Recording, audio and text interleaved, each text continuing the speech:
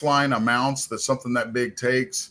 But then there's things you can do, like a lot of times I will hollow my sculpts out.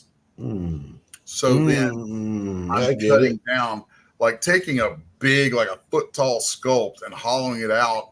I can probably cut what would have been the resin amount used in that in more than half by making it. Got it. Yeah, that makes a lot of sense. Wow. There's always tricks. There's always tricks to the trade.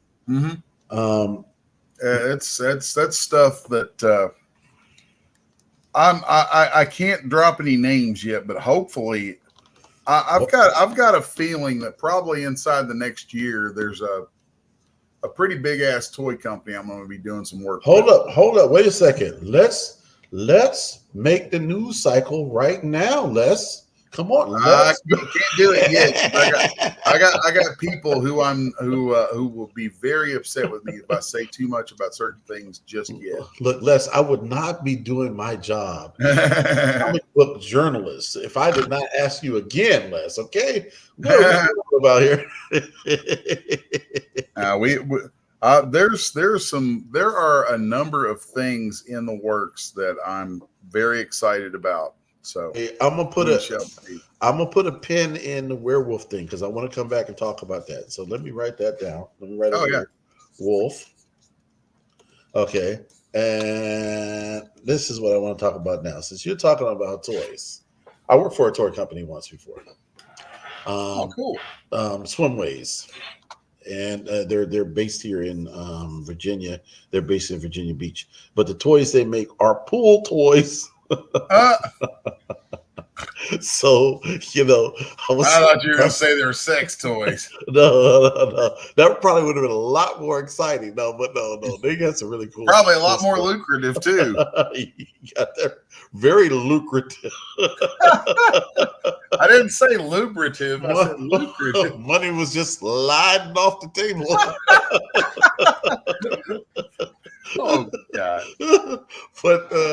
But I was brought in to basically draw the toys out, and it was interesting because their manufacturer was in China, and before then it took them a lot of iterations to get the toys developed because they were dealing with a liaison and an older woman who could speak Mandarin or whatever, so who could speak the language. Okay, but she wasn't an artist.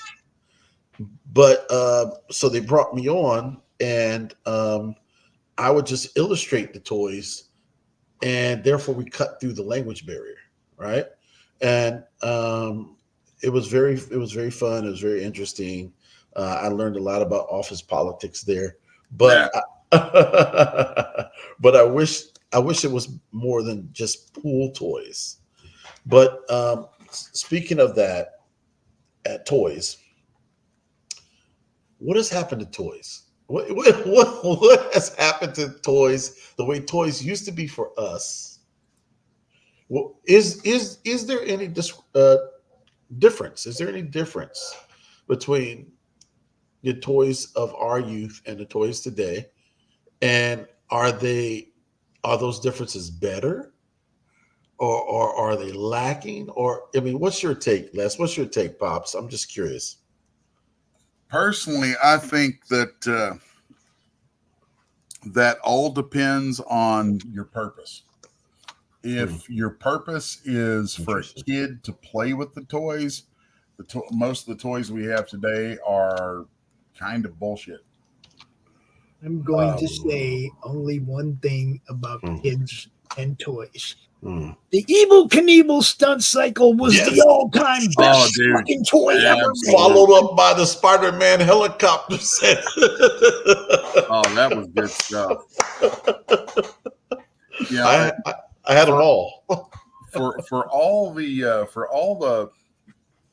collectability there was in like Star Wars toys and G.I. Joe toys, I remember, how much of my childhood was spent playing with those. Playing with them, yes. That was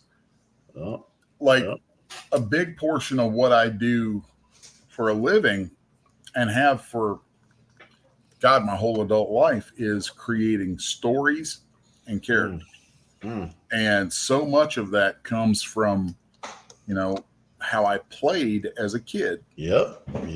All I'm going to say is my parents invested in the best get my kid out of my hair toy they possibly could have back in the day before tablets and shit, right? That's what toys that's what toys were made for back then. Yeah. It has to last. We want to get the kids out the house. Yes. Right? Yeah. So the stunt cycle, the Evel Knievel stunt cycle was well built. We put that thing through hell. Dude, like Tonka trucks, man. We literally put a Tonka truck. There was a Tonka commercial where they said, not even a train can destroy this truck. Les, you are like, we put ours on a train track to see. Literally, you were reading my mind. I was about to bring up Tonka, and you're right there. So you put it on a train track? Did you let the train run over it? Yeah. Yeah, we put it on train tracks and waited for the train to come along.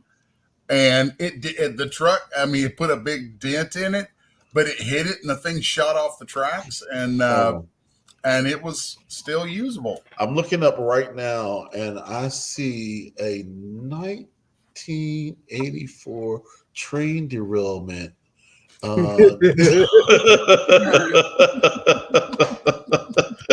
will neither confirm nor deny. I think we should end this stream right now.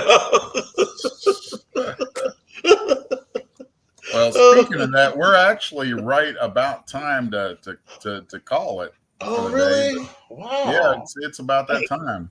I can give you guys another 15. I don't want anybody leaving feeling like they didn't get to talk about what they wanted to talk about. And I know Vince had something else he wanted to talk.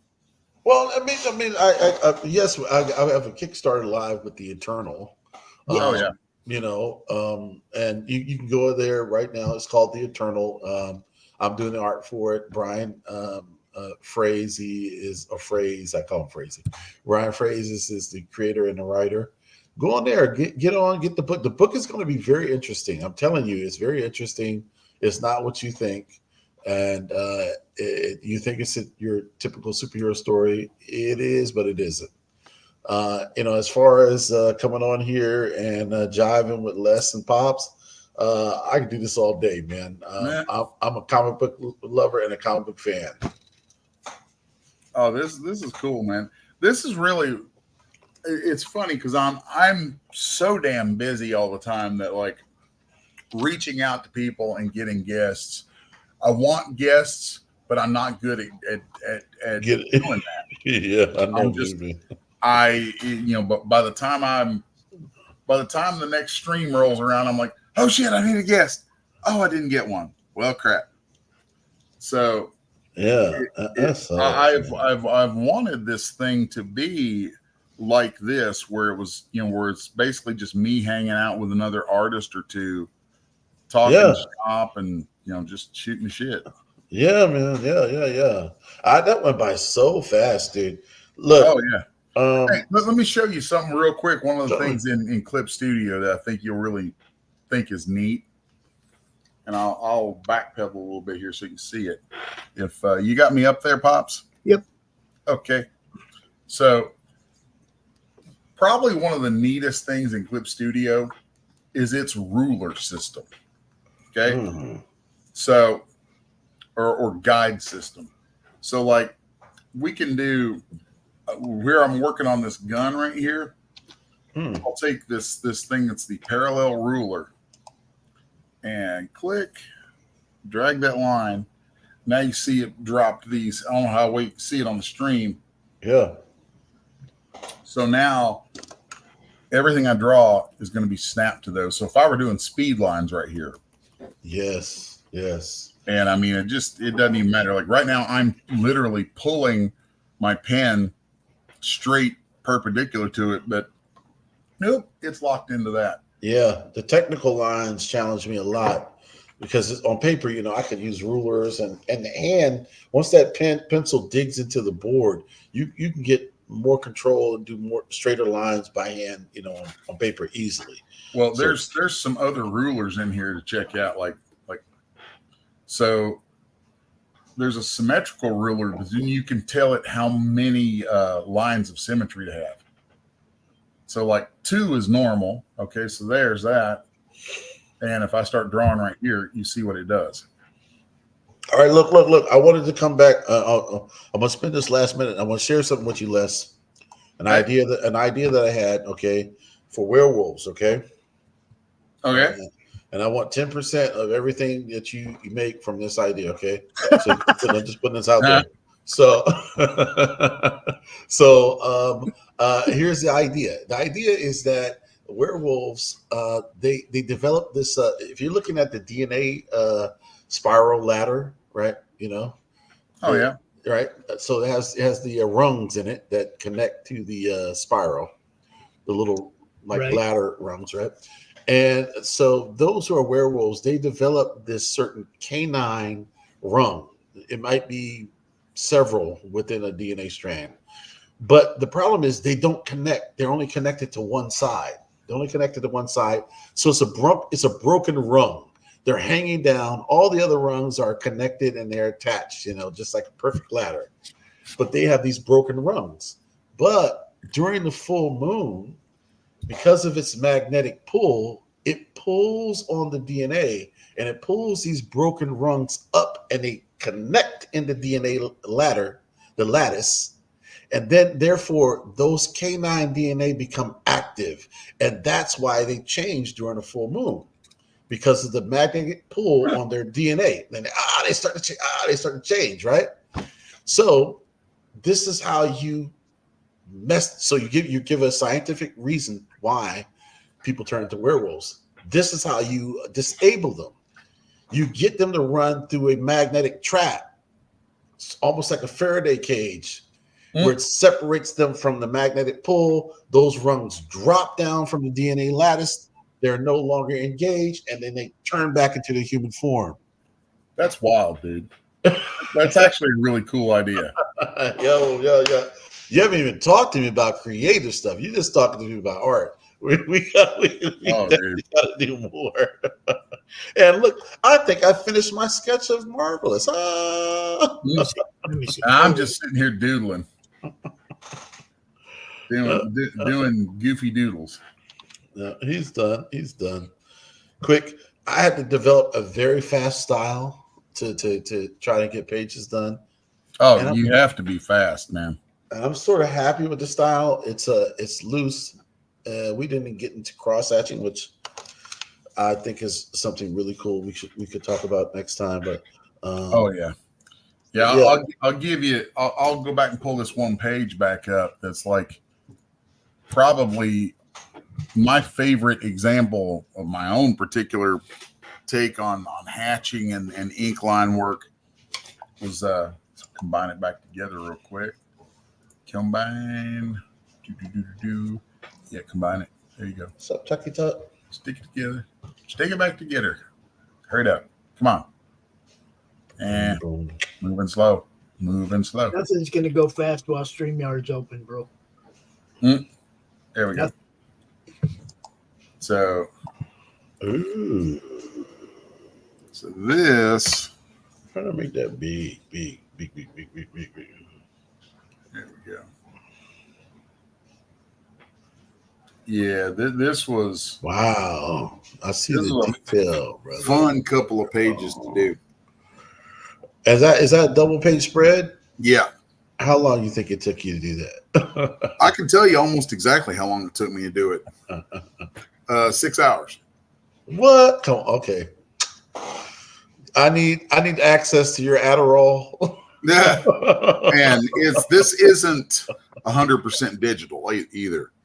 Because a lot of what I do, because of my current disability with my left hand, it's hard to draw on paper because I can't use my left hand to turn the page around. And I can't use my left hand to hold rulers and things like that. So there's a lot of stuff that it cuts out for me. So I do all my penciling digital. then I'll go ahead and think through anything that I need rulers for, all kinds of stuff like that. And I will ink that stuff digital, and leave my blue line showing through, then print my page on. I've got a really nice printer that will print to illustration board. It's a really badass Epson, and I will print that partially inked page to illustration board and then finish it with pens and stuff next to me. That's crazy. So that I can, and then scan it back in and pop it back in. Do you have 11 by 17 scanner, or you got something bigger? 11 by 17. Okay, gotcha. Yeah, I think I've got two of them in here, two 11 by 17 scanners in the shop. I got one in the closet. You know, I used to do all that. But yeah, interesting, man. I do this hybrid where I'm work digital for stuff that is off limits to me right now because of my arm. So we definitely have to talk more or less, man. It's hard to find kindred spirits who just kind of understand comics. Oh yeah, deep knowledge, and we haven't even scratched the surface. So I'm always open for this type of fun. I hope we can do it again for real. This hour, it was an hour, right? Man, yeah, it was an hour. Flew by, dude. It flew by. It does. It's gone before you know it. Oh man. Yeah. I would love to just do an entire hour sometime. I'm going to assume that you have read this book, Comics in Sequential Art from Will Eisner. No, but I am going to read it. Ooh, go just hop up right now and go get it. Just get Comics that book. And Sequential Comics and Sequential Art by Will Eisner. I read the Marvel Making Comics the Marvel Way, the Stanley one. That one is the gateway book. And Sequential Art by Will Eisner. Will Eisner. Okay. Like the Eisner Awards. Yeah. The Spirit and all that stuff. Yeah, the guy that the Eisner Awards are named after is the author of that book. I got it. And when you read that book, you'll understand why the Eisners are called the Eisners. That book, I think he first put it out in the early 70s, and because he was a guy back in the 40s, but he did this book that, like, to this day, UCLA Film School in California uses it as a textbook. Really? Yeah, because regardless of comics or anything else, it is the textbook of visual storytelling. Like, when I first got into comics, the first real pro in comics who helped me out at all was Joe Quesada. And wow. And he said, before I talk to you again, he's like, the next time I talk to you, you need to have read this book. I was like, got it, on it. Why is it on Kindle $22 but paperback is $15? Okay. Whatever. Keep going. I think I have studied that book to the point that I think I've ruined 5 copies of it. It just you sit down with that thing and you just absorb it. And the way it's written, a lot of the stuff in it talking about comics, he almost always, like, everything has visual examples that he's drawn in it. Yeah, it's gotcha. I love books like that. I wish people who just enjoy comics would go read that book, because it will absolutely, if nothing else, it will enhance your depth of understanding for the art form in a way that is wild. As an artist, it will change you. I'm definitely getting it right now on Amazon. You can't, as an artist in comics, you cannot read that book and not come away changed. You cannot reread that book and not come away changed. And it doesn't matter how long you've been doing it. Doesn't matter how much you've done it, how good you think you are, how good anybody says you are. I'm going to take that challenge. that book will change you. You may not even realize it, but I swear, after you read that book and you start drawing pages again and think about drawing those pages, you'll think about them completely different. lots of stuff will start to come out that's just insane. How this man had such an amazing way of breaking down visual storytelling and creating entire new languages for storytelling inside of it. Will Eisner, in my mind, will always be one of the great gifts from God to comics. Well, it's I say comics is it's the one true American art form that we created. Oh yeah. Absolutely, man. It's part of our heritage, and we should be honored to know that and hold on to it. And there's an argument that can be made that the first actual comics book was created by this guy. I can't remember his first name, but I remember he was they called him Colonel. It was a Colonel Nicholson. And this guy apparently was either like a great uncle or somehow related to the actor Jack Nicholson down the line. Wow. Okay. Yeah. Jack's all over the place. Yeah. Colonel Nicholson's guy who first started pulling. He would pull the strips out of garbage. Like he would pull newspapers out of garbage that were excess and thrown away. He pulled the strips, the comic strips out of them, and then he would bind them together and sell them out on the street for like a penny. Yeah, and I've heard some stories about that. I didn't know the guy that did it, but I heard stories about that, and that's how comic books came about. And I'm gonna tell you, my passion when I was a child was comic strips. I wanted to be a comic strip artist. Oh, and I'm glad that was my passion, because if you can draw a successful comic strip and convey what you're trying to convey in 3 to 4 panels and understand word bubbles and things like that, that allows you to draw comics in a whole different way. You begin to understand. Comic strips are a very different beast than comic books. I mean, they share a basic kind of language. Yes. But it's like, what's the way to put it? One is like writing a novel, and the other is like being able to distill things down into shorthand. And neither one is easy. Neither one is easy. They're both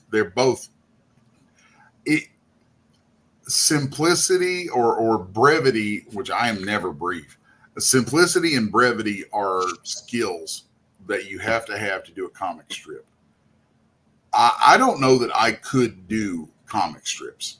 I have no idea. Really? I'm telling you, you would learn a whole different discipline. And as good as you are, I'm looking at your stuff, man. I'm like, dude, that would just be another thing to add to your repertoire. It's a wild idea to ever try and do that. I mean, there's been a lot more space opened up for people doing strips with as the internet's grown and all that stuff. I think there's a lot of people. It's weird. Like everything is kind of expanded in ways that are a little hard for my old ass brain to wrap around it. Even though I've been involved in technology and stuff since the mid 90s. Shit's weird.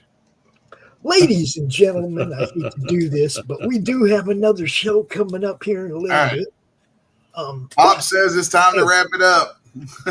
I did want to say, if you guys are amenable to the option of doing this again next week, Vince, I'll make sure you get the link. Sure. Send me the link. Yeah. I'd be super down to have the man on again. Yeah, I got a lot to talk about. It's going to be like part 3. That's awesome. This is what happens. I'm good with that. This is what happens in the madness. We introduce people to each other. We try to create collaborations without trying. Basically, we just introduce people, and sometimes they hit it off, and some good stuff happens because of it. And, you never know. Even a friendship is good stuff, right?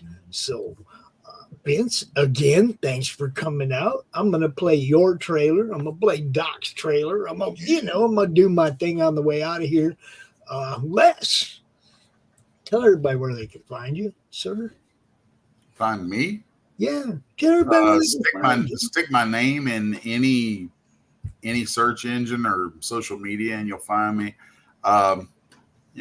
Look for Les Garner or Apocalypse Girl or Homestead. I'm easy to find. Very easy. Vince, same question, same thing. Tell everybody where they can find you. Vince White, comic book artist. Just type it into Google or go to thepowerverse.com. Currently, I'm working on the Eternal comic book live on Kickstarter, but this is evergreen. So just Vince White, comic book artist. You find me. Cool. Y'all have a great day. Thanks for watching. You people on the replay, we love you too. Peace, everybody. Later, y'all. They call me a god. They call me a god. They call me a god. They call me a god. Let's go. I'm about to go off like a weapon. Fuel to the top, got a filled up engine. In my thoughts, obsession. I will not stop, no, I'm never second guessing. I got a God complex. Haters love to hate, but I never feel pressed. Got a lot on my plate, but I never get stressed. I'll take all the pressure like I'm acing this test. Tear it up like I'm Jason. I see the world like it's ready for the taking. I see this place like a game I'm playing. Straight to the bank to collect my payments. No negotiations, it's my way, I was born impatient. And like a damn Freemason, I'll run this nation. They call me a god. They call me a god. They call me a god. They call me a god. I don't know how to stop. I just go till I drop. Whether it's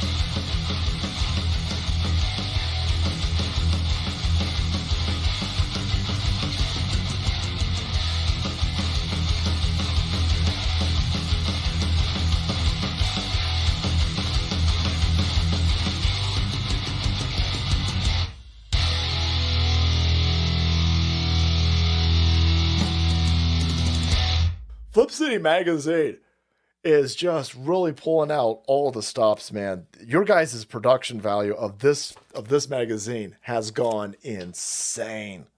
I mean, look at that. I mean, I remember when you guys, it was black and white. Even when it was black and white, I thought your quality was great.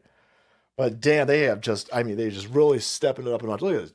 James Corbett, boys. James Corbett. Genuinely cutting, but also funny, and obviously just chaotic and very fun. I love Flip City. It has brought new types of badassery and integrity to the print medium.